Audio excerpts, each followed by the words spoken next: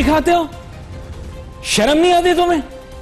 रोटी खाते हो जिंदा रहने के लिए, और दिसंबर और जनवरी में ज्यादा रोटियां खाते हो। बेशरम, मत खाया करो रोटियां इतनी। तुम्हारी रोटी खाने की वजह से आटे की कीमत बढ़ गई है। देखो, शर्म नहीं आती इन लोगों को?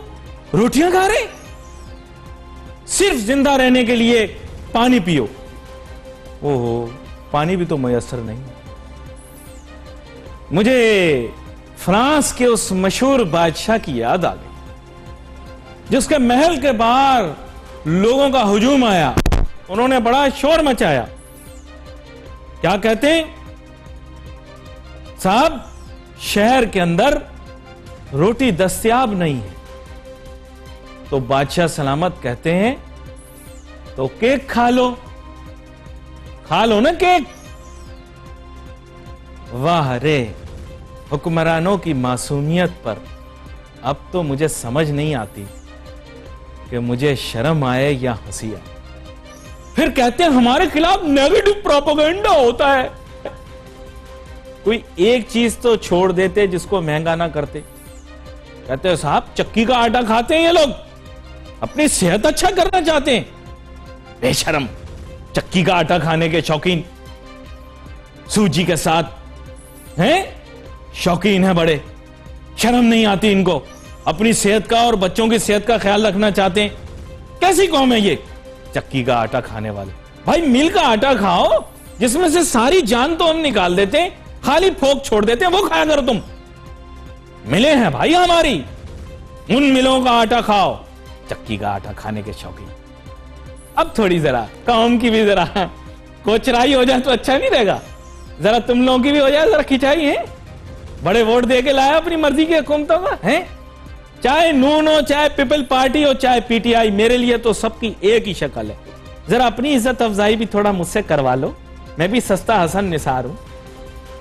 मेरी बात सुनो, ये जो तुम लोग कहते हो कि साहब हम आटा बनाने वाला 5वां बड़ा मुल्क है, तो इतनी बड़ी बड़ी जो दूर दूर फेंकते हो, तुम भी थोड़ी सी शर्म कर लो। हैं? हैरानगी होती है मुझे, आटा बनाने वाला 5वां बड़ा मुल्क है। आटा बनाने वाला 5वां बड़ा मुल्क, जहां लोग भूखे मर रहे हैं, जहां पे लोग 3 वक्त खाना नहीं खा सकते। शर्म मगर तुम्हें नहीं आती? कॉम्प्लेक्स का शिकार, एहसास कमतरी का शिकार, छोटे जहन की सोच। हम 5वां बड़ा मुल्क, आटा बनाने वाला, चावल बनाने वाला 4था बड़ा मुल्क। शेम ऑन यू, शेम सबके ऊपर। पाक स्टडीज की किताब में सब बकवास लिखी हुई है। कोई पाकिस्तान के पास वसाइल माला माल नहीं है। अगर होते तो आज क्या रात को बच्चे भूखे सोते? अरे जरा तो शर्म कर लो, जरा तो कर लो, हैं? जरा तो कर लो, कुछ अपने अंदर कुछ पैदा करो। कहते हो हमारे साथ जुल्म होता है, हमारे साथ जुल्म नहीं होता, तुम हो ही इसका भी। जरदारी साहब की सोच बिल्कुल ठीक है, नवाज शरीफ साहब बिल्कुल ठीक सोचते हैं, और अब इमरान खान साहब भी बिल्कुल सही सोचते हैं। तो हम इसी काबिल हो, रोटियां खाने के शौकीन। रोटी इतनी महंगी कर देंगे, तरसोगे तुम एक एक निवाले के लिए। आटा बनाने वाले 5वां बड़ा। अभी पता करते हैं कि राज क्या है। तुम्हारे ये शौक सारे हम खत्म करवाएंगे। चक्की का आटा खाने के शौक, रोटी खाने के शौक, मट्टी खिलाएंगे तुम्हें, मट्टी और रेत खिलाएंगे तुम्हें, हैं? अभी वो तो बड़े परेशान हो जाएंगे भाई, तो मैं अपनी औकात में आ जाता हूं। क्या पता मेरी दिल की आवाज बिल्कुल सच आज निकलती है। 2 नंबर आदमी तो हूं नहीं, है ना? माफिया माफिया का भी शोर मचाया हुआ, मैं माफिया को नहीं छोड़ूंगा। अभी माफिया के बारे में भी आपको बताऊंगा। कोई मर्द का बच्चा नर एंकर था जो फर्स्ट डे से कह रहा है कि जनाब शहबाज शरीफ साहब वजीर आजम बनना चाहते। कोई मर्द का बच्चा एंकर नहीं है जिसके अंदर इतनी जुर्रत थी कि फर्स्ट डे से बताया। हर आदमी को मरियम का वो कर रहा है, कोई राग अलाप रहा है नवाज शरीफ का, और मैं फर्स्ट डे से कह रहा हूं कि शहबाज शरीफ साहब इस मुल्क के वजीर आजम बनना चाहते, मुमकिन है बन भी जाए। मैं नहीं को अभी इमरान खान साहब को समझ में आई है 1.5 साल गुजरने के बाद कि प्लानिंग क्या थी। मेरे साथ बहुत ही अहम मेहमान शामिल गुफ्तगू हैं। डॉक्टर शुजात मुबारक, मुल्क के मारूफ मईशतदान। वेलकम करता हूं सर आपको शो में। Thank you very much Ali भाई। कुछ देर में एक और मईशतदान को भी हम शामिल गुफ्तगू करेंगे। आप मेरे जज्बात को समझ तो नहीं पाएंगे मैं आपको मजबूर भी नहीं करूंगा कि आप मेरे जज्बात को समझें, क्योंकि बात यह है कि मेरे जज्बात अवामी जज्बात हैं, इस कौम के जज्बात हैं। जैसे इनको परवाह नहीं, ऐसे मेरे ख्याल से मुझे भी बेपरवाह हो जाना चाहिए। डॉक्टर शुजात साहब, मुझे थोड़ा सा ये इस बारे में बताएं। आप दुनिया का आटा बनाने वाले मुल्क हैं, आपके मुल्क के अंदर आटे की किल्लत क्यों है और हमारी कौम को क्या प्रॉब्लम है? ये क्यों सेहतमंद रहने के लिए चक्की का आटा खाना चाहते हैं? जी thank you very much Ali भाई, आपने बड़ा ज़बरदस्त, बड़ा जज्बाती और मेरे ख्याल में राइटली पाकिस्तान की आवाम के शायद इसी तरह के जज्बात हैं जो आपने इंट्रो दिया। मैं आटा तो ज़ाहिर मैं भी खाता हूँ, तो आपके जज्बात को मैं भी समझ सकता हूँ।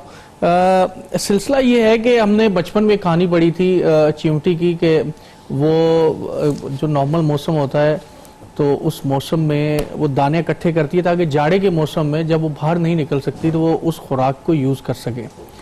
अब आपने पाकिस्तान के बारे में ये बताया कि पाकिस्तान आटा प्रोड्यूस करने वाला या गंदम प्रोड्यूस करने वाला दुनिया का 5वां मुल्क है। ये ऐसा मैंने सुना नीचे होती रहती है, एग्जैक्टली चौथा भी हो सकता है, छठा भी हो सकता है। बहरहाल दुनिया के वो ममालिक जो कि गंदम प्रोड्यूस करते हैं, पाकिस्तान उनमें सर फहरिस्त है। अब सवाल ये पैदा होता है कि क्या गंदम सिर्फ प्रोड्यूस करने से आपके जो आटे के और ये जो डिमांड एंड सप्लाई का मसला ये हल हो जाता है? मसला सिर्फ प्रोड्यूस करने का नहीं है, मसला है उसको मैनेज करने का। अगर आपने हजारों करोड़ों टन भी गंदम प्रोड्यूस कर ली लेकिन उस गंदम को प्रोड्यूस करके प्रॉपरली मैनेज नहीं किया तो वो गंदम खराब हो जाएगी और एक वक्त ऐसा आएगा कि आपके पास एक्सेसिव आटे की सप्लाई होगी और फिर दूसरा वक्त ऐसा आएगा कि जो अब हम जैसे उसको तरस रहे हैं। नंबर 1। सेकेंड, ये तो जो अभी आटे का जो बहरान पैदा हुआ, मैं अब आगे प्रोग्राम में चल के आपको ये बताऊंगा कि 2 बहरान और भी आपका वेट कर रहे हैं। वो क्या है, आवाम को ये भी खुशखबरी सुनाएंगे कि वो कौन से बहरान है। बहरहाल खुशखबरी बदखबरी बात जो भी है, क्योंकि आवाम तो इसको खुशखबरी समझते हैं या कुछ लोगों के लिए तो खुशखबरी होगी। सिलसिला ये है कि एक तो ये डिमांड एंड सप्लाई का इसको मैनेज नहीं किया, दूसरा है बदनीयती का मसला जिसको हम कहते हैं होर्डिंग, जिसको कहते हैं स्टोरेज, और उसके साथ है हुकूमत की नाअहली। इसमें प्रोविंशियल गवर्नमेंट का भी बराबरी का हाथ है। जब गंदम का सीजन आता है किसान बेचारा मारे मारे फिर रहा होता है कि मुझसे ये गंदम ले लो, कोई शख्स उससे गंदम नहीं खरीदता। हालांकि सरकारी रेट गंदम का तयन होता है लेकिन उस रेट पे कोई भी शख्स गंदम नहीं खरीद रहा होता। क्या बात है आपसे जानूंगा, लेकिन एक छोटी सी ब्रेक के बाद नाजरीन जाते हैं एक छोटी सी ब्रेक पर। जब तो ये जानने की कोशिश करेंगे कि किसान को भी फायदा नहीं हो रहा, आवाम को भी फायदा नहीं हो रहा, फायदा किसको हो रहा है। Let's take short break.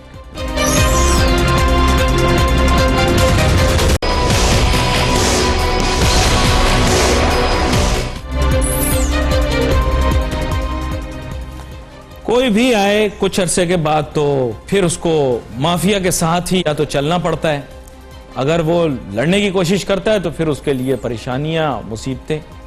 बात यह कि बहुत रेजिस्ट किया, बहुत कोशिश की, टेम्पटेशन को अपने से दूर रखा। वजीर आजम इमरान खान साहब ने बहुत अरसा कोशिश की, टेम्पटेशन को अपने से दूर रखा। ब्रेक के दौरान भी यही बात कर रहे थे। इलेक्टेबल्स की सियासत उन्होंने नहीं की।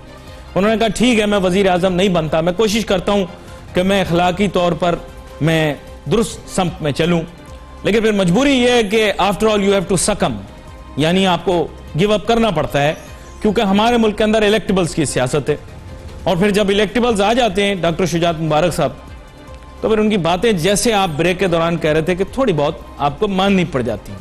बहुत रेजिस्ट किया टेम्पटेशन को इमरान खान साहब ने। इमरान खान साहब वजीर आजम बन जाते, 1998 में ही शायद वजीर आजम बन जाते, शायद 97 में बन जाते, जल्दी वजीर आजम बन जाते, लेकिन उन्होंने रेजिस्ट की टेम्पटेशन। फिर उनको मौका मिला, मुशर्रफ साहब ने गालिबन कोशिश की कि शायद वो बन जाएं प्राइम मिनिस्टर या इन बिटवीन कुछ हों, नेक्स्ट टू प्राइम मिनिस्टर हों, लेकिन वहां पर भी इमरान खान साहब अग्री नहीं किए, उन्होंने रेजिस्ट की टेम्पटेशन। फिर उसके बाद वो लगे रहे, स्ट्रगल रही। फिर उसके बाद तो आपको पता है नवाज शरीफ और पीपल्स पार्टी की मौजूदा क़यादत आ गई, तो ये किसी को जगह कहाँ देते हैं, फिर तो मौका नहीं मिला। लेकिन जहां थोड़ा बहुत रास्ता मिला 2011 के अंदर दोबारा से, फिर समझ यही आई कि इलेक्टेबल्स की, लेकिन इलेक्टेबल्स की सियासत के अंदर डॉक्टर शाहिद मसूद साहब माफियाज की बात माननी पड़ती है। इनसे आप कह रहे हैं टकराना पड़ेगा, टकरा सकते नहीं। वो अपने मुंह से जिन माफियाज की बात कर रहे हैं वो सियासी माफिया, ये जो कारोबारी माफिया होते हैं ना, इनसे बंदा किस तरह टकराए मैं नहीं जानता। हो सकता है इमरान खान बहादुर आदमी है, मुमकिन है करे।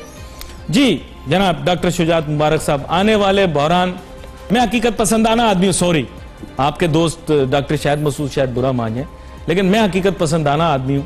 मैं आपको दो मलाई कहानियां नहीं सुना सकता, ना ही मैं चौधरी साहब की तरह आपको जो है लंबी लंबी कहानियां सुनाऊं। जावेद चौधरी साहब की बातें सुना रहा हूं कि मैं आपको लकड़ आरे की कहानियां सुनाऊं। मैं तो आप सीधी सीधी बात कर सकता हूं, जो दिखता है वो बयान कर देता हूं। जी देखिए, आपकी बात को मैं आगे बढ़ाते हुए मैं पहले आपको ये बता रहा था, जो कॉटल की असल में आपने बात की थी और आटे के बहरान की। सवाल ये पैदा होता है कि ठीक है, आटे का बहरान पैदा हो गया तो हमने गवर्नमेंट को तो ब्लेम कर दिया, लेकिन गवर्नमेंट के साथ साथ मेरे ख्याल में ये वो इदारे रिस्पॉन्सिबल हैं जिनको पता होता है और जिनकी ये रिस्पॉन्सिबिलिटी है कि वो जब गंदम की पैदावार या जब गंदम की हार्वेस्टिंग होती है तो गंदम को उस वक्त स्टोर करें और अकॉर्डिंगली आटा महंगा हो, फायदा किसका होता है? को इंश्योर करें। आटा महंगा होता है, ये दूसरी चीज। एक इदारा इसको कहते हैं कॉम्पिटिशन कमीशन ऑफ पाकिस्तान, शायद आपने कभी किताबों में सुना। कॉम्पिटिशन कमीशन ऑफ पाकिस्तान का काम ये है, जहां पे कार्टेल बन रहा हो, सादा लफ्जों में, कि जब मिल के किसी चीज की आर्टिफिशियल शॉर्टेज पैदा करें तो उस कार्टेल को, वो जो एक बने हुआ जो भी एक पर्टिकुलर टोला होता है, उनको तोड़े और उनको फाइन करें। बज़ाहिर अब ऐसा नजर आ रहा है, अमेरिका में एंटी ट्रस्ट कहते हैं, जिसको पाकिस्तान में पहले मोनोपोली कंट्रोल अथॉरिटी कहा जाता था। ऐसा हो रहा है कि एक तो गवर्नमेंट के इदारों की ये मिसमैनेजमेंट थी, उन्होंने खुद या तो कैलकुलेट सही नहीं किया या मैं उनकी नाअहली कहूंगा। दूसरी बात ये कि आटे का जो बहरान या आटे की प्राइसेस पैदा होने में शायद एक कार्टेल का भी हाथ है, कोई इम्प्लिसिट कार्टेल भी हो सकता है। इसमें कंपटीशन कमीशन ऑफ पाकिस्तान को भी अच्छा, ये कार्टेल कौन होगा? चाहिए था ये कार्टेल। इसमें जो फ्लोर मिल एसोसिएशन के लोग भी हो सकते हैं, आप अपने प्रोग्राम में लेके, जाहिर है कि वो यहाँ पर डिस्कस नहीं करेंगे, सीसीपी के लोगों से आप पूछ सकते हैं। इसमें गवर्नमेंट के इदारे भी शामिल हो सकते हैं, इसमें हो सकता है कि पॉलिटिशियंस भी हो सकता है बहुत सारे वो लोग शामिल हो सकते हैं। इसकी आप इंक्वायरी करवाएं कि पता ये चले कि गंदम आपके मुल्क में आपकी डिमांड के मुताबिक मौजूद थी, लेकिन इसके बावजूद ये डिमांड एंड सप्लाई की शॉर्टेज क्यों पैदा हुई। इसी के साथ से करवा लेते हैं। हाँ, बहरहाल उनके जान तो सबने अल्लाह को देनी है। खैर, अब आगे मैं चलता हूं इसी जो कार्टेल के हवाले से। अगर ये इंक्वायरी नहीं करवाई तो मैं आपको बताता चलूं, जो दो मैं आपको इंपॉर्टेंट चीजें बता रहा था।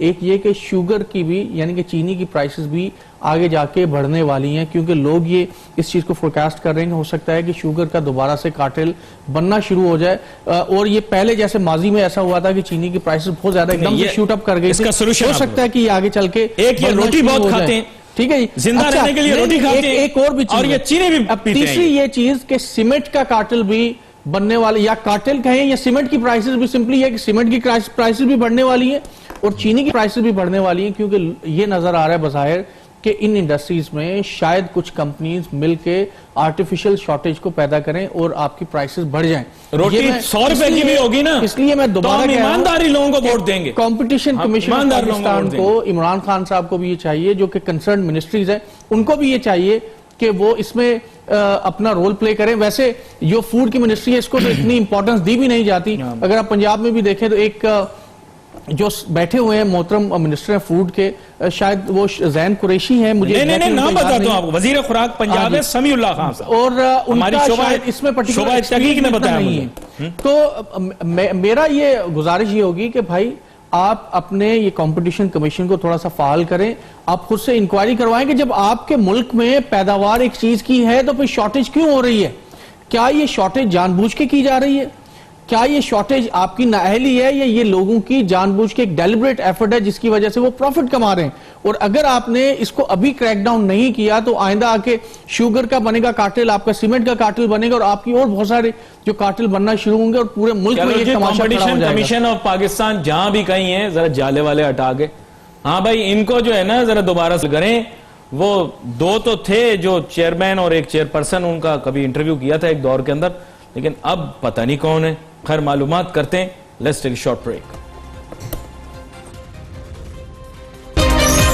अब हमें ज्वाइन कर रहे हैं बजरिया टेलीफोन लाइन जनाब डॉक्टर मोहम्मद शहबाज साहब, जिनकी मईशत के ऊपर बड़ी गहरी निगाह है, बैनुल अक़वामी सतह के ऊपर तहकीक के शोबे के अंदर अपना एक नाम रखते हैं। वेलकम करता हूं आपको शोबे डॉक्टर मोहम्मद शहबाज साहब। जी अली नासर, अस्सलाम वालेकुम, बहुत शुक्रिया आपका अपने प्रोग्राम में हिस्सा डालने का। अच्छा डॉक्टर मोहम्मद शहबाज साहब, अब एक मसला ये है कि हमारे तो दावे रहे हैं कि जनाब हम 5वें नंबर पर हैं या पता नहीं 4थे नंबर पर हैं या 6ठे नंबर पे आटा पैदावार करने वाला मुल्क है। हैरानगी की बात यह है कि सीधा साधा आदमी भी, लेमैन भी इस चीज को समझता है कि अगर एक चीज वाफिर मिकदार में मौजूद है तो फिर उसकी कीमत और कदर के अंदर इतनी तेजी से इजाफा क्यों हो। और ना सिर्फ कि ये बल्कि तकरीबन हर चीज की कीमत में इजाफा हो गया है। क्या इसकी कोई मंतक या लॉजिक आपको समझ में आती है? हमें भी समझाएं। हाँ जी, बिल्कुल ठीक कह रहे हैं, लेकिन मेरे हम थोड़ा सा अगर हम पाकिस्तान की प्रोडक्शन के ऊपर जाए, वीट प्रोडक्शन में, तो पाकिस्तान दुनिया का 10वां बड़ा मुल्क है जी। जो गंदम प्रोड्यूस करता है। अच्छा। और अब यह कि इस प्रोडक्शन के साथ अगर मुल्क में आटे का बहरान पैदा हो जाता है, तो इसका मतलब यह है कि गवर्नमेंट के सेक्टर के अंदर कहीं ना कहीं इनएफिशिएंसी है।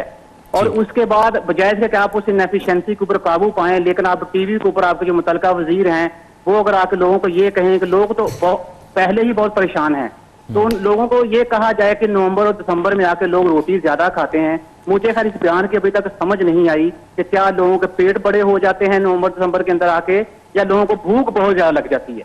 उसके बाद फिर एक और आपके जो पंजाब के जो वो इंफॉर्मेशन मिनिस्टर हैं वो ये कहते हैं गंदम महंगी नहीं होती, आटा महंगा होता है। वो बिल्कुल ठीक बात करें, क्योंकि पाकिस्तान ने मेरे ख्याल में अभी तक जो कास्ट ऑफ प्रोडक्शन है उसकी रिडक्शन के ऊपर काम ही नहीं किया। तो मैं तब से ये बात कर रहा हूं कि हमें जो कास्ट एफिशिएंसी है या कास्ट ऑफ प्रोडक्शन जो है उसके ऊपर काम करना चाहिए। पाकिस्तान दुनिया का वो वाहिद मुल्क है जहां कास्ट ऑफ प्रोडक्शन बढ़ती जा रही है।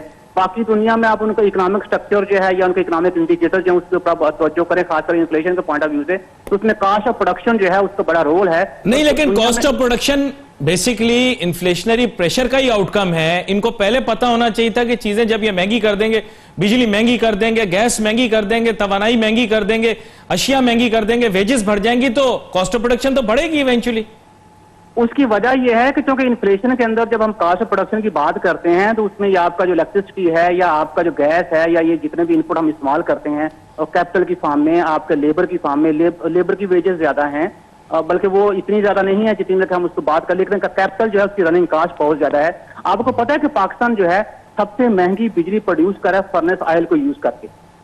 आपको पता है कि अगर हम जो अभी एक एलपीजी की जो बात करते हैं, RLPG, वो सर्दियों में थोड़ा सा उसका वो फ्लो थोड़ा रुक जाता है, लेकिन हम डैम बना रहे हैं, 500 साल के अंदर तैयार हो जाएगा, आप बेफिक्र हो जाएं। नहीं, वो 500 साल तक तो देखें, आपको प्लास्टिक बैग तो नहीं है कि जिसका आपको पता है कि उसकी उम्र जो है 400 साल है, तो ठीक है 400 साल तक हम जिंदा रहेंगे, हम तो ह्यूमन पिएंगे। हमें तो ये पता है कि पाकिस्तान में जो लाइफ एक्सपेक्टेंसी है नॉट मोर देन मतलब 70 ईयर्स, कुछ लोग बताते हैं कि 60 साल है, कुछ लोग बताते हैं 65 साल है। तो हमें तो उस पॉइंट ऑफ व्यू से बात करनी चाहिए ना। अब अगर आप डैम बना रहे हैं, मुझे ये बताइए कि ये जरूरी है कि बड़े बड़े डैम बनाएं, दुनिया जो बड़े बड़े डैम से हट रही है, अब छोटे छोटे डैम बना लें। मतलब कि मैंने इस प्रोग्राम में बात की थी, इंडिया जब से पाकिस्तान इंडिया की सेपरेशन हुई है, 2 मुल्क बने हैं, इंडिया ने कुछ छोटे बड़े 60,000 डैम जो तामीर किए हैं इस अपने पानी से बहरान से बचने के लिए। जाहिर सी बात है जो इलेक्ट्रिसिटी जनरेशन वो हाइड्रो से होती है, उस बहरान से बचने के लिए पाकिस्तान ने सिर्फ 6 से लेकर 8,000 डैम जो बनाए हैं। तो आप यही डिफरेंस देख लें ना, आप उनकी इकोनॉमिक पॉलिसी देख लें, आप अपनी इकोनॉमिक पॉलिसी देख लें, आप इंडिया का विजन देख लें, आप अपना विजन देख लें, क्योंकि ये गवर्नमेंट बड़ी खुशकिस्मत गवर्नमेंट है और ये जिस इश्यू के अंदर हाथ डालती है ये उसी को बहरान बना देती है। मतलब आपका तंजिया अंदाज भी बड़ा खूबसूरत है। खुशकिस्मत तो खैर इनकी किस्मत का फैसला तो अभी आने वाले दिनों के अंदर होगा। लेकिन डॉक्टर मोहम्मद शहबाज साहब, मुझे एक चीज आप ये बताएं, बैनुल-अक़वामी दुनिया पाकिस्तान की मईशत और बढ़ती महंगाई को कैसे देखती है? आप बैनुल-अक़वामी दुनिया में घूमते फिरते, तहकीक करते, पढ़ते, तालीम हासिल करते रहते। जी देखिए जी, दुनिया में जो इंटरेस्ट होता है, दुनिया का जो इंटरेस्ट होता है वो बेसिकली आपके कंट्रीब्यूशन होता है कि आपका वर्ल्ड जीडीपी क्या कंट्रीब्यूशन है, टू वर्ल्ड एनर्जी कंजम्पशन क्या कंट्रीब्यूशन है, या हम उसकी एनवायरनमेंट की बात करते हैं, तो वो तो पाकिस्तान का जो कंट्रीब्यूशन है टू वर्ल्ड जीडीपी वो तो मेरे ख्याल में वो पॉइंट लेस से भी 0.85% समथिंग कुछ इस तरह से है। आपका कहने का मकसद और मतलब ये है कि छठी ज्यादा आबादी वाला मुल्क एक फ्रैक्शन भी कंट्रीब्यूट करता है सिर्फ जीडीपी के अंदर। हाँ जी, उसकी वजह ना आप देखें ना आपकी इकोनॉमी कितनी सुकड़ गई है। उसकी वजह यह है कि कोई भी सेक्टर, आप एग्रीकल्चर सेक्टर ले लें, आप सेमी इंडस्ट्रियल सेक्टर ले लें, आप सर्विस सेक्टर ले लें, आपकी जो जीडीपी है वो बजाय बढ़ने के वो सुकड़ रही है। वो मेरा बीइंग एन इकोनॉमिस्ट जो मेरा पॉइंट ऑफ व्यू वो यही कि आपने कास्ट ऑफ प्रोडक्शन के ऊपर जोर नहीं दिया, आप उसी जो राइजिंग कास्ट ऑफ प्रोडक्शन उसको प्रोड्यूस करते जा रहे हैं। मुझे ये बात बताइए, इंटरनेशनल मार्केट के अंदर जब चाइना की चीजें सस्ती मिल रही हैं तो एक्सपोर्ट जो पाकिस्तान कर रहा है, बकौल इनके हम बहुत ज्यादा एक्सपोर्ट कर रहे हैं, तो वो क्या महंगी एक्सपोर्ट इंटरनेशनल कंज्यूमर जाकर उसको बाय करेगा? कंज्यूमर तो हमेशा कंज्यूमर सरप्लस की तरफ जाता है कि जहां उसको चीजें सस्ती मिलती हैं वो चीज बाय करने की कोशिश करता है। तो हमारे यहाँ जो लोकल लेवल पे चीजें महंगी हो रही हैं वही कास्ट ऑफ प्रोडक्शन की वजह से। आप टैक्स लगा रहे हैं वो कास्ट ऑफ प्रोडक्शन के अंदर आपका आ रहा है, आप तेल की कीमतें बढ़ा रहे हैं वो कास्ट ऑफ प्रोडक्शन के अंदर आपका आ रहा है, आप डेली बेसिस के ऊपर आप इलेक्ट्रिसिटी की प्राइस बढ़ा रहे हैं वो आपका कास्ट ऑफ प्रोडक्शन के अंदर आ रहा है, कैपिटल के ऊपर जो रनिंग कास्ट है वो आपकी बढ़ रही है वो कास्ट ऑफ प्रोडक्शन के अंदर आ रहा है, आपके मजदूरों की वेजेस बढ़ रही है वो कास्ट ऑफ प्रोडक्शन के अंदर आ रहा है। तो जब कास्ट ऑफ प्रोडक्शन आपकी एवरी यूनिट बढ़ती जा रही है तो हम कैसे एक्सपेक्ट करेंगे कि वो जो आउटपुट है फाइनल आपका ये प्रोडक्ट है, ये क्वांटिटी है, उसको इंटरनेशनल मार्केट के अंदर या लोकल मार्केट के अंदर आप उस कास्ट देखिए, आपने नीचे सेल करेंगे। आपने बिल्कुल लॉजिकल अप्रोच यूज की, लेकिन अनफॉर्चुनेटली बिल्कुल सीधी सीधी आपकी बात किसी को समझ क्यों नहीं आ रही यहाँ हमारे यहाँ अरबाब इक्तदार में। ये मेरे लिए एक हैरानकुन बात है, क्योंकि जो चीज आपने बताई बिल्कुल स्ट्रेट लाइन है। 5वीं जमात के बच्चे को भी अगर ये आप वाली बात बताई जाए तो वो आपकी बात को समझ सकता है, लेकिन हुकूमत को समझ नहीं आ रही आपकी बात। क्यों? उसकी वजह यह है कि हम, मेरे ख्याल में जो अनप्रोडक्टिव इश्यूज है ना, हम उसके अंदर बिजी हैं। अगर हम ये कहें कि लो जी कहानी में हम पढ़ते हैं कि जो बड़ी खुश खुरम जिंदगी जो कहानियों के अंदर बसर की जाती है, अब चाइना में है वहाँ लोग बड़ी खुशी के साथ इकोनॉमी के साथ रह रहे हैं, अब टर्की में है वहाँ लोग बड़ी खुशी के साथ रह रहे हैं, और उसके ऊपर अब लोगों के जो लोग ऑलरेडी बड़े परेशान हैं, लेकिन अब उनके जख्मों के ऊपर ये नमक छिड़केंगे कि सुकून जो है वो सिर्फ कब्र में है। इसका मतलब अब लोगों को ये कह रहे हैं कि आटा महंगा हो जाए, दाल महंगी हो जाए, रोटी महंगी हो जाए, no need to worry, because उसकी वजह यह है कि मैं आपको ये कह रहा हूँ कि आप वक्त से पहले कब्र के अंदर चले जाए, जब वहां जाके अब सुकून हासिल कर लें, क्योंकि हमारी तरफ से आपके लिए कोई भी खुशखबरी नहीं है। रुलते गए ने पर चस्त बड़ी आई है। डॉक्टर शुजात मुबारक साहब, कोई बात नहीं, हमारा गलत फैसला था, हमने बंदा सही चूज किया था। रुलते गए ने पर चस्त बड़ी आई है, थोड़ा सा इसके बारे में भी बताएं। देखिए, चॉइसेस गलती हो जाती है, लेकिन कोई बात नहीं, मैं अपने बारे में बात कर रहा हूं। हजारों लोग ऐसे हैं जिनको मौजूदा हुकूमत बहुत पसंद है। सही, आप मुझे नदामत है कि मैंने बिल्कुल सही, डॉक्टर शहबाज साहब ने भी बिल्कुल सही बात फरमाई कि कॉस्ट ऑफ प्रोडक्शन हमारी इतनी बढ़ गई है जिसकी वजह से हमारी जो प्रोडक्ट की जो कंपेटिटिवनेस है वो बिल्कुल तकरीबन खत्म हो गई है, और जाहिर है कि डोमेस्टिक मार्केट में उसकी प्राइसेस भी इतनी बढ़ गई हैं। लेकिन सोल्यूशन क्या है और कौन रिस्पॉन्सिबल है? मेरे ख्याल में गवर्नमेंट को वो जो इदारे हैं सीधा सीधा, ये इसमें तो कोई शक नहीं कि जो टॉप पे मिनिस्टर्स बैठे हुए हैं, गवर्नमेंट है वो तो रिस्पॉन्सिबल है ही, लेकिन उसके साथ जो लोग रिस्पॉन्सिबल है ये वो इदारे हैं जिनका रोल है रेगुलेटरी रोल। वो अगर मैं आटे की बात करूं तो ये फूड डिपार्टमेंट कहां पर है? फूड की मिनिस्ट्री के नीचे फूड का डिपार्टमेंट है, पूरा इंफ्रास्ट्रक्चर है, उसकी लेयर्स हैं, ऑर्गेनाइजेशन है पूरे पाकिस्तान में, एक एक सूबे में, एक एक डिस्ट्रिक्ट में। इसी तरह से अगर आप शुगर की या दूसरे क्राइसिस की बात करें तो आपके जो कंपटीशन कमीशन ऑफ पाकिस्तान, ये जो इदारे आपने बनाए हुए हैं, इनका कोई मकसद है या नहीं है? आप ये भी तो देखें ना। ठीक है, आपने मिनिस्टर्स को तो पकड़ा, मिनिस्टर के साथ इन इदारों के सरबराहान को भी पकड़ना चाहिए। आप जो भी कर रहे हैं, आपकी जो भी पॉलिसीज हैं, लेकिन आपकी वो पॉलिसीज फ्रूटफुल नहीं है। वजह यह कि आपके मुल्क में कार्टेलाइजेशन हो रही है, आपके मुल्क में वो चीज जिसकी सप्लाई वाफिर मिकदार में होनी चाहिए, आप जिसकी वजह से जाने जाते हैं, उसकी शॉर्टेज क्रिएट हो रही है, आम आदमी मर रहा है। तो ये इदारों को हम एक्सक्लूड नहीं कर सकते, रेगुलेटरी इदारों को भी सामने आना होगा और उनको भी जवाबदेह होना होगा। मेरी ख्वाहिश तो यह थी कि मजीद गुफ्तगू जारी रहती। आज डॉक्टर मोहम्मद शहबाज साहब ने भी ज्वाइन किया, बड़ी अच्छी बात की, डॉक्टर शुजात मुबारक साहब ने भी बताया, पर बात यही है कि कुछ भी कर रहे हैं, रिजल्ट नहीं मिल रहा, हमें हमारे सवाल का जवाब नहीं मिल रहा। अब क्या करें? खैर, आज हमारे प्रोग्राम का वक्त खत्म हुआ चाहता है, लेकिन आइंदा आने वाले दिनों के अंदर हम कोशिश करेंगे इस मौजू को आगे लेकर चलें, हुकूमत को मजबूर करें कि चीजों को